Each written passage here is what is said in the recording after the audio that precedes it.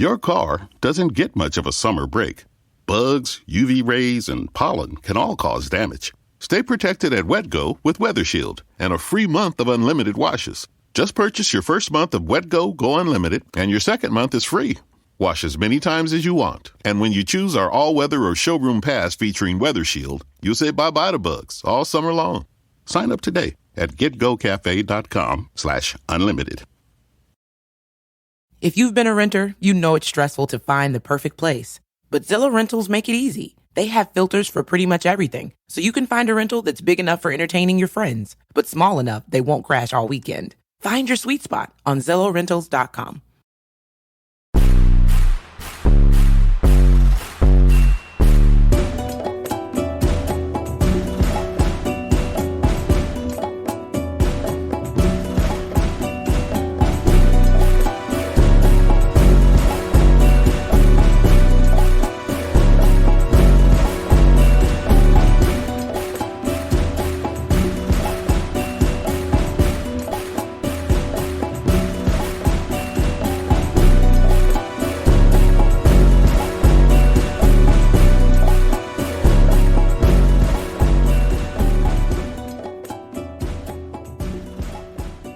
Hello, everybody, and welcome to the Grave Consequences podcast. This is Season 2, Episode 3. The title of the episode we're reviewing from Lucha Underground, again, Season 2, Episode 3, is The Hunt is On. I am Caleb B. That's where you can follow me on Twitter. Follow Greg at xmaserati. We'll put the spelling of that in the description. I'm not going to bother right now on the air. But first off, I do want to mention that we are not alone here on the Social Suplex Podcast Network. We are joined by 6 other very good podcasts. We are joined by 8-Bit Suplex, that is hosted by Josh McLaughlin, Heel Josh number 2. That's Impact and video game based, as the name suggests. If you like AEW, check out All Things Elite, hosted by Floyd Johnson Jr. and Austin Summerwitz. Of course, you got us. You're listening to us right now. Great Match Generator, DJ Cooks does that show. Great Matches Generated Reviewed. Pretty simple concept. Pretty awesome concept. If you like independent wrestling and you want to hear that covered, because indies are coming back with a bang, dude, now that the pandemic's like really starting to wind down. So you've seen a lot more indie shows out there. So now's the time to get in, for sure. Grown Men Watch This Shit is the name of the show, hosted by Jeremy Tate, a.k.a. James Vanderbeek, and Chris Things, a.k.a. Chris Bryan. Yes, that is James Vanderbeek of Dawson's Creek fame. If you like New Japan Pro Wrestling, I urge you to check out Keeping It Strong Style, hosted by Jeremy Donovan, the boss, and the young boy, Heel Josh number 1, Josh Smith. Of course, we couldn't be here if not for the original podcast of this network, One Nation Radio, hosted by Rich Latta and James Boyd. They talk WWE, they talk AEW, they talk NXT, Stardom, pretty much everything under the sun, sports, politics, life, anything you can think of. And you can get all of these shows either on solo feeds on whatever podcast app you use, or you can get the big conglomerate feed that will be listed under the Social Suplex Podcast Network. Check all those shows out. Give us 5 stars if you think we deserve it. Rate, review, and follow, I guess, is the terminology on Apple Podcasts now. So that's the lineup of the Social Suplex Podcast Network shows. Of course, you're listening to the best one right now. You're listening to the Grave Consequences podcast. Greg, after that long-ass intro I gave out, how are you doing today on July 6th? Doing pretty good. Work's over. It's a beautiful day out. Nothing really to complain about. No, yeah, it's man, I don't want to get too inside baseball, but like we have been discussing format changes here on the show in terms of scheduling, and I don't know, it's kind of stuff that might bore the people, but really, like, I like formatting things, you know. I'm a fan of, you know, just formulating and everything. Is that weird? No, it's always better to have a schedule, because then you already have that time allocated, so you don't lose it. I think My biggest issue is just the time it takes to record and edit. And we like to, I think we've given the secret out, like, or at least some people could figure it out. We bank a few episodes at a time sometimes, just so that we never miss a week. It's the benefit of not having to be, what's the word? Time sensitive. Yeah, time sensitive, news relevant. It helps you because you work hard in that small amount of time, and then you have some time to like. We took weeks off before, and no one felt it because we'd have like 4 or 5 in the bank, and we're working on doing that now. It's just that me and Caleb have a lot going on. Like you have renovations going on. I'm going to be selling my house soon, hopefully, and all that stuff always creeps into what you want to be doing. Mm-hmm. Unfortunately, and Caleb's having trouble with what's that? No, I was saying you're absolutely right. Yeah, and we're having, since you're renovating, like you can't always be in the house to record. Yes, and it's July. Yeah, where you live, it's not really like in November and May and April. It was a little bit easier for you to be in your car and record. Like, audience never noticed. We made sure the audio quality was good enough, but now it's way too hot for you to do that. So we're dealing with all kinds of logistical issues, which are probably boring as hell to anyone listening. But who cares? That's what they're here to listen to us, man. They're not here to hear us talk about Lucha Underground. They're just here to hear us talk because they love us. I'm gonna throw this out there. They didn't vote hard enough, so they didn't. Not a lot of sympathy from me. You guys could have voted a little bit harder. We got 5%. Look, the 5 of you that did vote for us, thank you, very appreciated. True fans. The 95, the real fans, yes, you're not fake fans. The 95 who didn't, we're coming and hell's coming with us. But enough about was that Doc Holliday or Wild Bill Hickok? I can't remember. I don't remember. Tombstone, dude. But enough. Okay, let's just get into the episode. The first thing I noticed on the intro at the commentary booth is that Vampiro is wearing a red shirt with lettering that reads "Hooligan" and it's got brass knuckles all over it. It's that looks like that's definitely Juggalo gear for sure. And I don't think it's a brand that's around anymore. Yeah, no, I think you are right. I haven't seen it, at least. Now, am I wrong? But why was? Because Pentagon, I don't believe, was on this show, but Vampiro still spent plenty of time pumping up Pentagon Jr. Let me check my notes. I don't think he was. Puma, I don't think was either. No, they weren't. They're on the next one. No, they're kind of pumping him up because they pumped him up so much in the first episode, right? And the second. So they have to keep the burn going because he's right now, like in the first season, he didn't start off as I was thinking about this the other day. Like in New Japan, you have the Ace, who's the star of the promotion. Then you have the Dark Ace, which is not necessarily a mainstream favorite, but he has like a cult following, like a really a lot of fans are behind him, but just not always the casual fans. Like Naito would have been the Dark Ace for a while. Okada was the Ace. In here, it's in Lucha Underground. It was who was it? It was Prince Puma, and the Dark Ace would have been Pentagon. Maybe at the end, but not the beginning and not the middle. No, yeah. Early on, it was probably Johnny Mundo, I guess.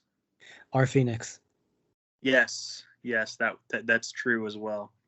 But we mentioned Dark Aces and Dark Phoenixes and birds, and let's talk about snakes and cats right quick, because our first match of the night is Bengala, the Catman himself, against the debutante Kobra Moon.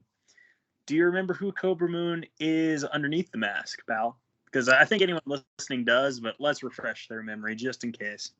Well, if we're gonna spoil it, it's what's her name? Thunder Rosa. There we go.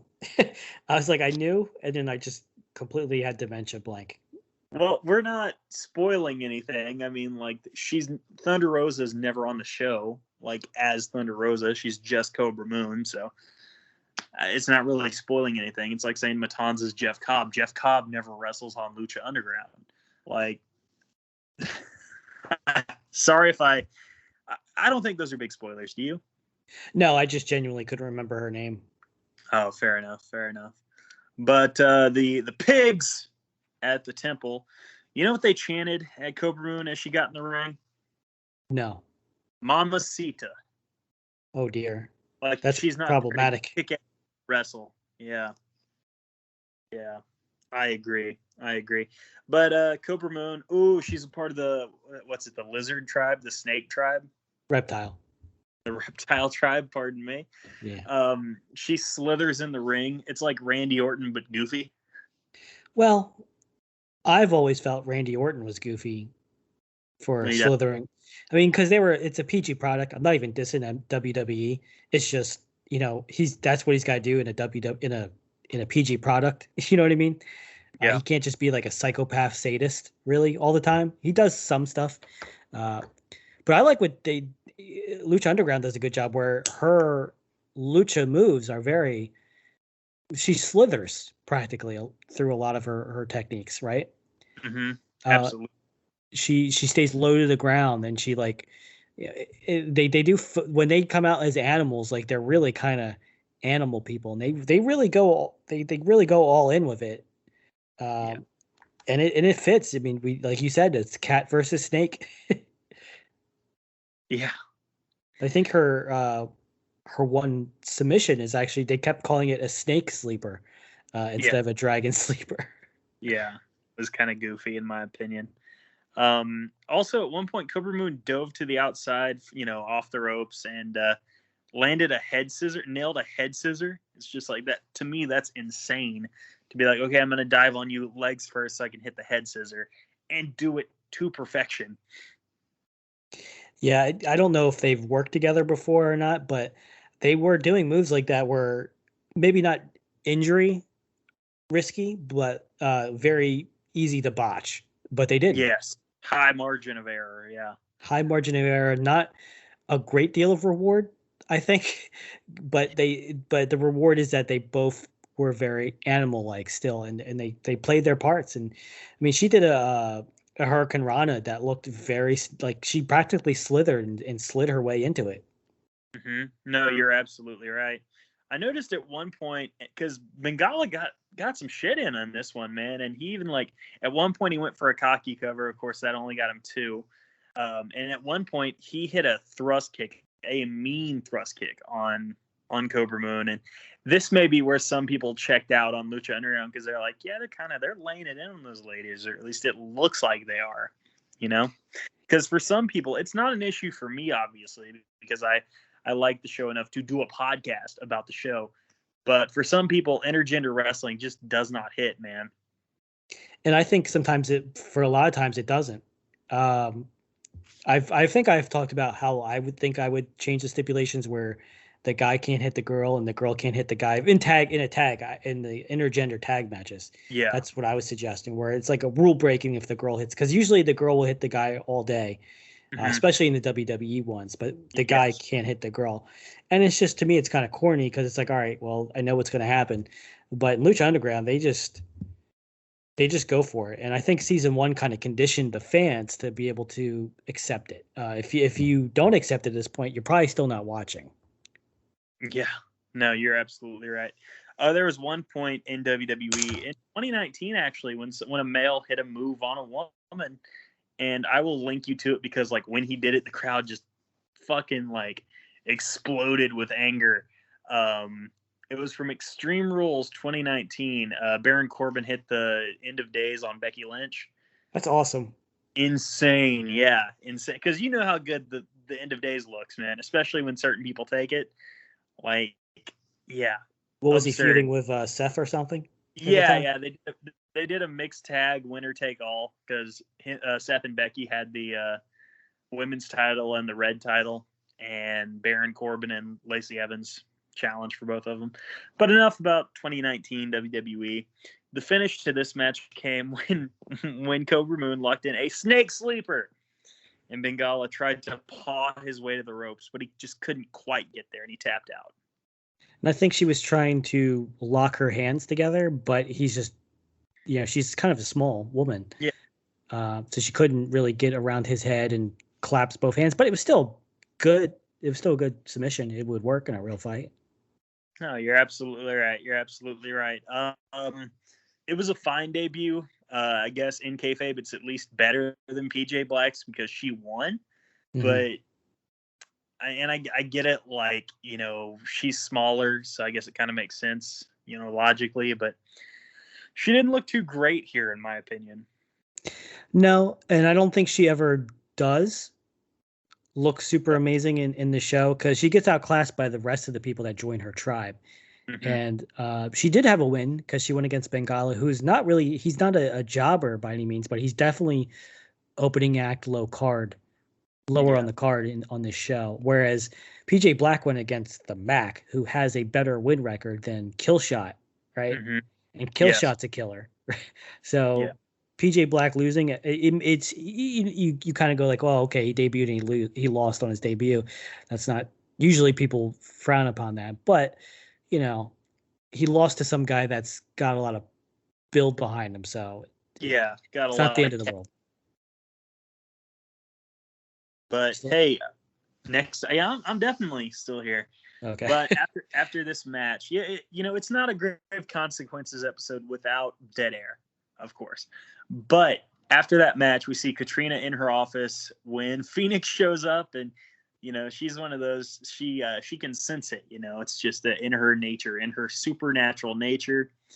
Fenix asked for King Cuerno, and Catrina is like, okay, but you don't get automatic rematches, so sorry about you. You can get King Cuerno, but is this when she books the match, or does she book that later? I think it's in the same segment. I'm pretty sure. Yes, you were right. Okay, it's split up, and I will explain why. But Fenix goes off about, hey, before I die, before that happens, before I see the end of my 1,000 lives, I will destroy King Cuerno, Mil Muertes, and you.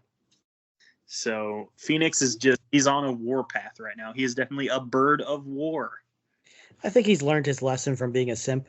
And he may be right in that she's a bad guy, but he's probably more, more angry of himself than her.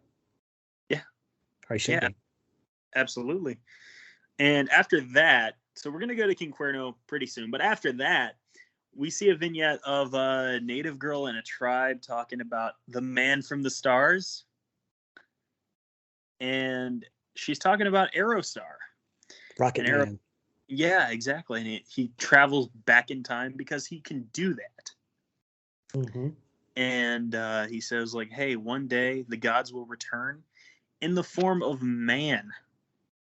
So, like, if you didn't realize this, if we didn't harp on it hard enough yet, there is some supernatural shit going on in the temple.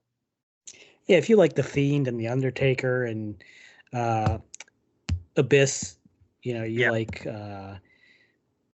you like those kind of supernatural segments. I mean, Lucha Underground really was kind of made for you.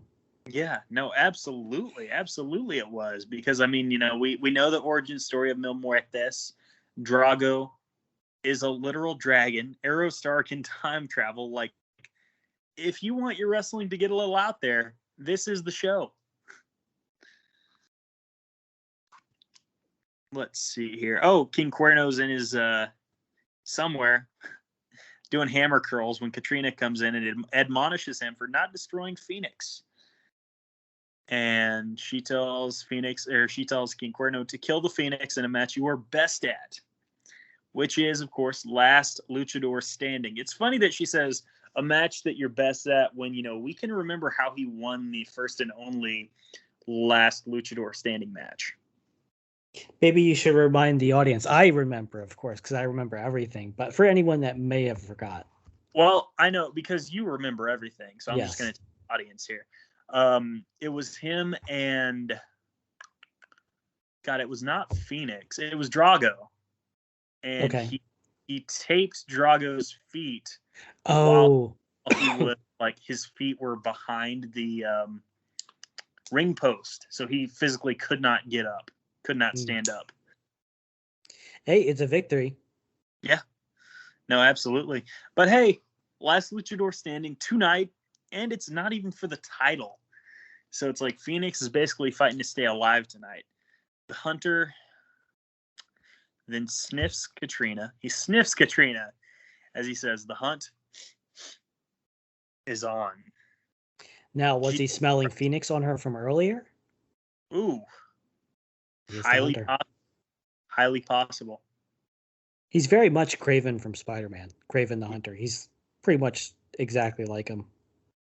I heard he sniffed her and then he started. Maddie's believes nature is beautiful, majestic, serene. But human nature is inventive, intrepid, reckless.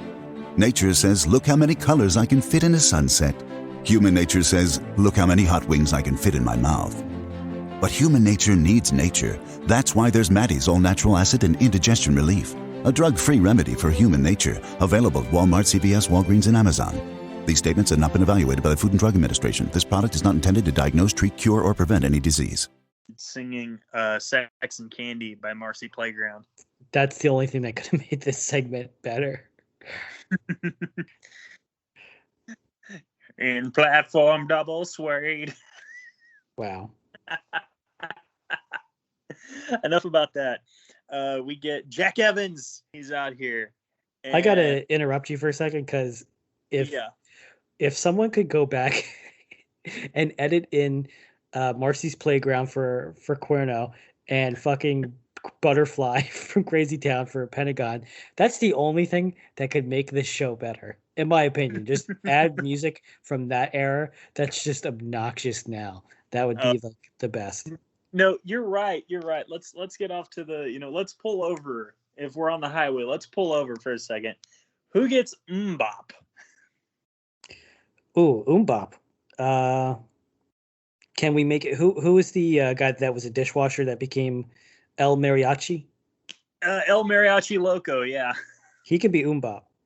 Yes. Because that's heel music. That is definitely heel music. And Mbop, it's gone. No, not him. The other guy that disappeared for a little bit but comes back later with a faction that had the doll for a little bit. Oh shit, Ricky Mandel. He could be Mbop. Yeah, he's definitely Mbop. He's got the pretty boy energy about him. Yes. Trying to think from that era what else was obnoxious for music, even back then. I mean, did we have Blue Demon could have been Eiffel 47. Eiffel Blue. 60. Yes, sir. Yeah, he could have been Blue. Sexy Star could have been like something from Aqua. Yes, definitely. Oh man. I can keep going, but I'll stop because I can tell you've already lost interest. Dude, it's all good. It's all good. If you have any more, just drop them casually. But hey, Jack Evans versus Drago. I remembered as this match started, I was like, oh God, this is going to start like one of my favorite mini feuds of the second season. And out of the gate, Drago was just pissed at Jack Evans. Jack Evans is getting the worst out of Drago throughout this entire match. I mean, they have history because they had a feud first season. Did they? Yeah. Well, they had like a mini feud. Why do I not remember that? Because it wasn't like a story about anything. It's just that they were having matches, and Cueto wanted them to have like an ultimate winner. You know how he does, like, I hate to burst your bubble. You conflated Jack Evans and Aerostar somehow. No, I'm pretty sure Jack Evans fought Aerostar or Drago.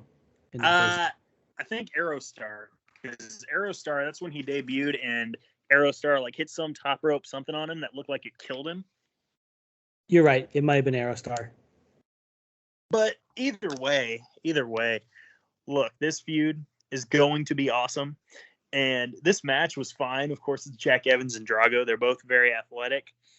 and Jack like steals the win, like feet on the rope, leverage pin, and he acts like he just won the Super Bowl. I thought he lost. No, Jack got the win. Oh, I misunderstood the ending then. No, Jack got the win. Jack got the win, man. And Melissa Santos started to announce him as the winner, and he grabbed the mic. He said, "Let a professional handle this." And then he got on some type of table. It wasn't Matt Stryker and Vampiro's table, but some type of platform. And as he gets on there, he says, "Out of the way, Chubbs. Your winner, Jack, the Dragon Slayer Evans." Yeah, Jack is great. He still hasn't had his opportunity to shine in AEW, but it's coming. Yeah, he's actually got bigger. If you've seen one of the more recent AEWs, he's bulked up. I can believe it. I look forward to TH2 doing jobs on Rampage every now and again. Tejano vignette, which is like, what's the point of this? And then I remember, wait, no, the point of this is that Tejano is still pissed at Chavo and the crew, and he's out there breaking wood with his bare hands. He even says, "I am a Mexican ass kicker." I mean, this is an act that plays to the crowd. The crowd digs it. I don't know. Is he a better heel or a better face in your opinion? Here's the thing. I think he would probably work best as a tweener. Yeah, I think he does like casual fans as a face. Mm-hmm. But I think he's a better heel because he can lose and you don't really care too much. You know what I mean? Oh, by the way, at some point he says, the biggest mistake of Chavo and the crew is pissing me off. And as he's saying all this, he's fighting in a bar against a luchador, or at least a guy wearing a lucha mask. And it's like, why are you wearing a lucha mask in a bar? I'm going to stop you right there because if I got rich and I was just a complete asshole, like that's the key. You got to be a complete asshole. I talked about this with someone else I had a podcast like years ago with. And one of the conversations of attire you'd wear if you're a complete asshole and you're rich and you're just, a baller, is a cape, right? Bangles, like Ghostface bangles, like just huge bangles on your wrist, a wrestling heavyweight belt, like a huge one, right? And hell yeah, I'd walk around with a luchador mask on there. Oh, so no one can see your face. I gotcha. Well, not really. I just, if you're going to go full asshole, like, right?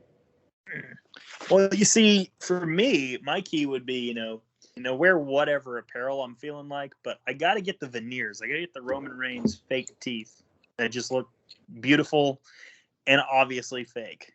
Well, the way I'm thinking about it is like you're trying your best to piss people off. Like you're almost like peacocking, as some people would say, right?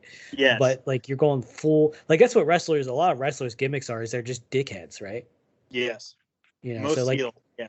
So that's what you're like, what you see, you're saying like, would you wear, like who kind of asshole's wearing a luchador mask? Well, he's the guy that's going to lose the fight the worst, right?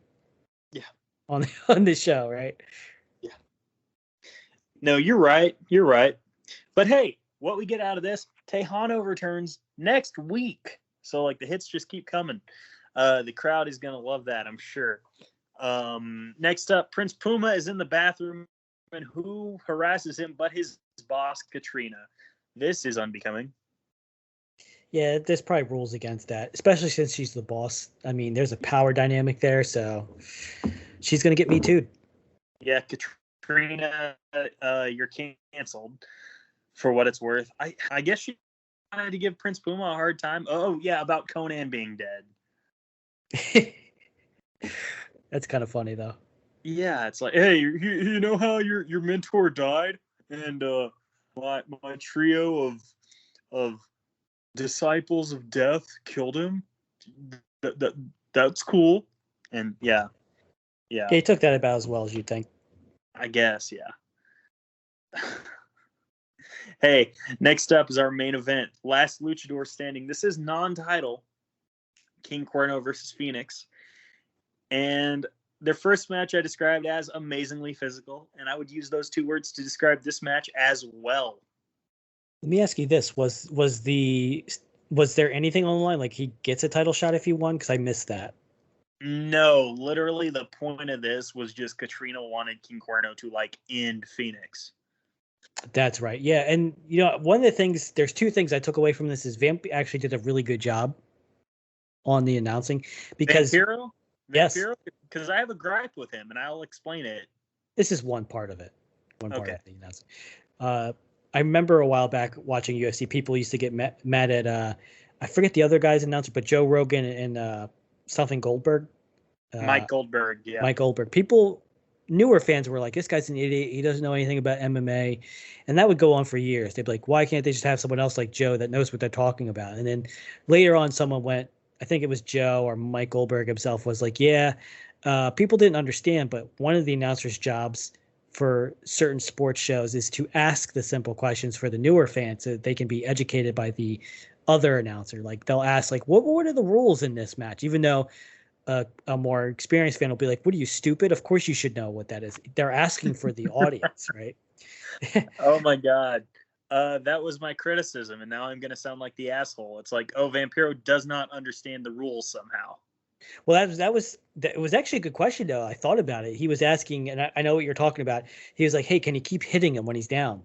And at first I was like, well, that's stupid. It's going to break the count. But if you're a new fan, like you've never watched it before, you might think, well, I'll just keep hitting him and he'll stay down for 10 seconds. Yeah. Right. For a 10 count. But, but then Stryker corrected him. Was like, no, unfortunately, any attack will restart the count. I mean, that's good to know if you've never, ever, ever seen a wrestling show before. And, people be like, who hasn't seen a wrestling show? It's always somebody's first time. Right? Exactly. So it was, and I'm not saying he did this intentionally, right? I was going to say, I thought Vampiro just forgot the rules, to be honest with you. I mean, he's been in a lot of hardcore matches, so even in kayfabe, that's possible, right? Yeah. He's crazy. He's a lunatic in kayfabe. So even that is good. But I was thinking about it. I was like, that's stupid. But then I thought about it. I was like, you know what? If that weren't against the rules, if it didn't restart the count, everybody should just keep kicking the other guy when he's down, right? He's got to fight his way up. I mean, that would be, I could even see a match type where that is the case, and that could be fun. Yeah. So I had at least one spot, definitely one spot that stood out to me at the finish. Did you have anything that stood out to you, man? I didn't have a particular spot that stuck out, but I really took notice of the fact that last or 10 count matches, last man standing, anything of the such, really does do wonders for a luchador, because now a suicide dive makes sense. Like you could do a suicide dive, knock the guy out. You don't have to get him back in the ring and pin him, which kind of, in regular matches, it's suicide dives are kind of stupid because you're both down. You could both lose. It's almost like a suicide move, like by the name. But in this one, you can do a suicide dive on someone and then you can get up and then they don't. You could win from a suicide plancha. And all their spots that they did normally that wouldn't have a count associated with them like that did. And it actually enhanced the match, where I think one of the first suicide dives, like there was a 10 count attempt. Yeah. Yeah, that's when King Cuerno got a 6 count on Fenix and Vampiro asked that question that I mentioned earlier. But yeah, the finish was just insane, bruh. Because Fenix is on top of, I guess, at this point, Catrina's office. There's still a table that has been set. It's what's the term? It's Chekhov's table. It's been there for forever. Set up by King Cuerno, of course. King Cuerno is on the ladder that is perched up against the wall. Mm-hmm. And Fenix, the genius that he is, just grabs the ladder and just pushes it over. And King Cuerno just crashes through that table.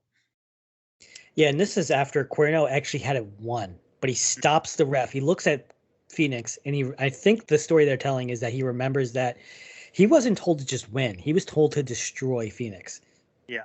So he stops the count where he won, and he sets up the ladder, and then Fenix climbs up the ladder, and then Cuerno starts climbing up after him.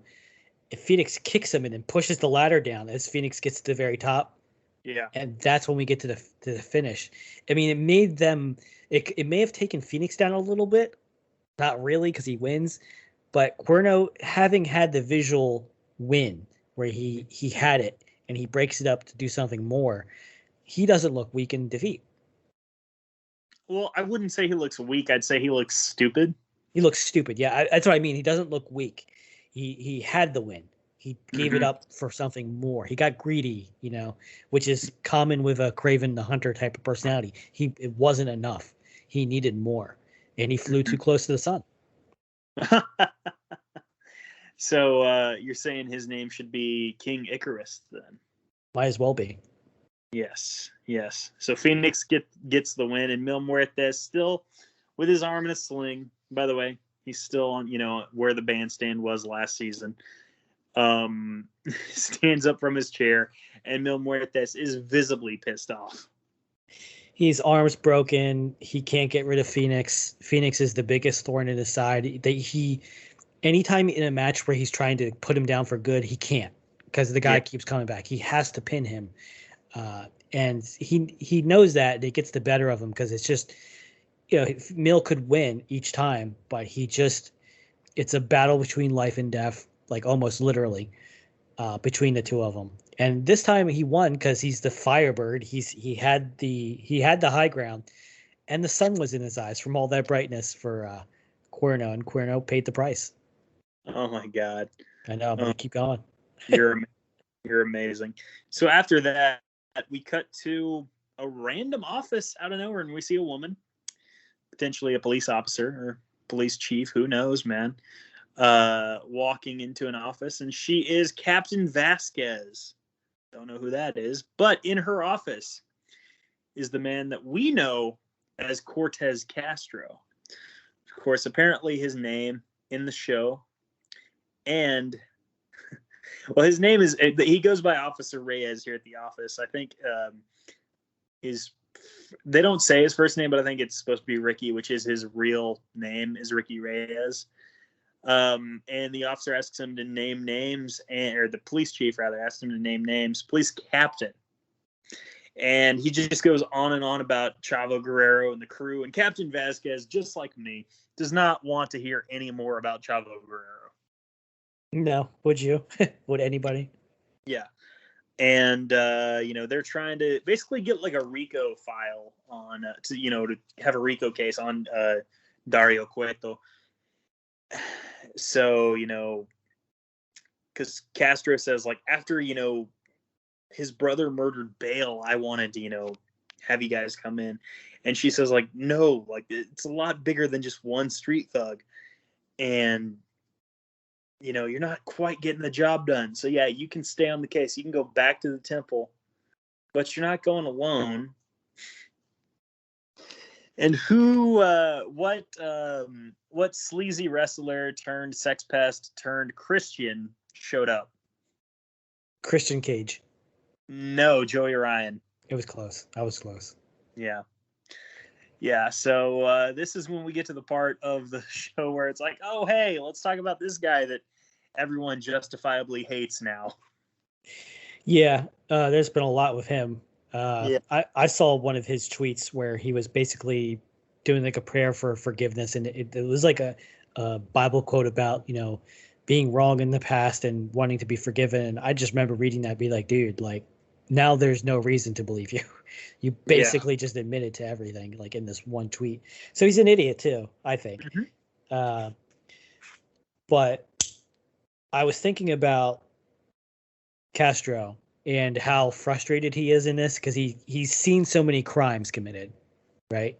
He's seen so much. He's like, why can't you just work on all the evidence I've given you? And it reminds me of The Departed with Leo's character, where he's like, look, how much more do you need? Like, I can testify to all these crimes and you still want me to be undercover. Like, what do you want? Just tell me and I'll get it for you. Yeah. Because, I mean, at this point, like, we saw Bale get murdered. We know he knows that the Black Lotus was kidnapped. Mm-hmm. Like, he's seen it. It's kidnapping. Yeah, exactly. It's ridiculous, man. Like, that they won't just come on, like, Castro's done pretty much all he should need to do. Like, what else do you need them? Do you need, like, us to see Dario Cueto kill someone? what exactly do you need? It's really, I really commend them on like going, even though it's about supernatural stuff and there's hokiness, and especially at the end of the next episode. But it's just how many wrestling shows have undercover cops pretending to be street thugs, right? No, you're absolutely right. Like, this is a first to my knowledge. They're trying. The only thing I can think of is when Dick Justice had to give a subpoena to Colt Cabana, and because of that, they lost their match against Orange Cassidy and what's his face from The Best Friends, Chuck Taylor. Yeah, one of my favorite match endings of all time. You've told me about that. I still haven't checked it out. I need to do that. It's so fun. Folks, that is the end of the show. We thank you for listening, and remember that, you know, sometimes when you're a sleazeball or a sex pest, you will suffer grave consequences.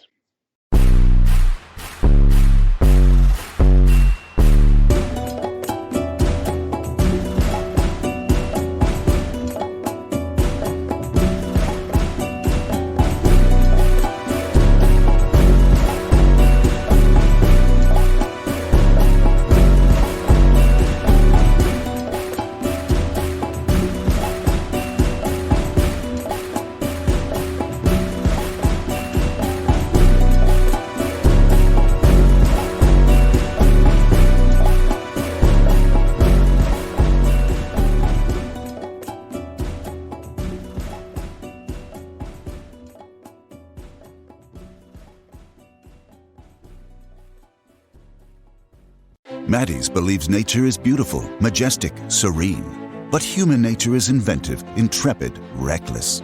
Nature says, look how many colors I can fit in a sunset. Human nature says, look how many hot wings I can fit in my mouth. But human nature needs nature. That's why there's Maddie's all-natural acid and indigestion relief, a drug-free remedy for human nature, available at Walmart, CVS, Walgreens, and Amazon. These statements have not been evaluated by the Food and Drug Administration. This product is not intended to diagnose, treat, cure, or prevent any disease.